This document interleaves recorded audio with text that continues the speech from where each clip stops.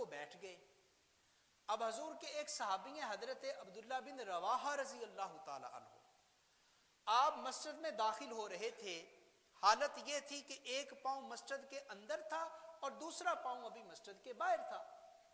جب حضور نے یہ کہا نا بیٹھ جاؤ، تو حضرت عبداللہ بن رواحہ اسی حالت میں ہی بیٹھ گئے، دروازے کے اوپر اسی کیفیت میں بیٹھ گئے. یہ نہیں کہا کہ میں دوسرا قدم بھی اندر داخل کر لوں، نہیں، اسی جگہ پہ، جوتوں والی جگہ پہ بیٹھ گئے.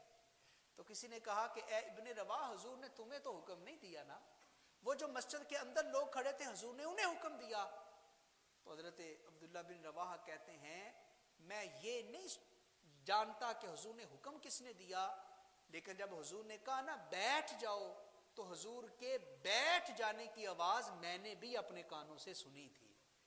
تو یہ کیسے ہو سکتا ہے کہ حضور کی آواز میرے کانوں میں آئے کہ بیٹھ جاؤ، میں کھڑا رہوں؟ اگر میں کھڑا رہتا تو یہ حضور کی بے ادبی ہو جاتی، یہ حضور کی گستاخی ہو جاتی، اور میں حضور کی بے ادبی نہیں کر سکتا. ایک اور صحابی ہیں حضور کے حضرت حذیفہ رضی اللہ تعالی عنہ. آپ ایران گئے، مسلمانوں کا ایک ڈیلیگیشن، ایک وفد لے کر. تو ایران میں پارسی لوگ تھے، آگ کی پوجا کرنے والے. تو بات چیت ہوئی، جس مقصد کے لیے گئے تھے وہ معاہدہ طے پایا. تو بعد میں کھانا لگایا گیا، دسترخوان کے ایک طرف وہ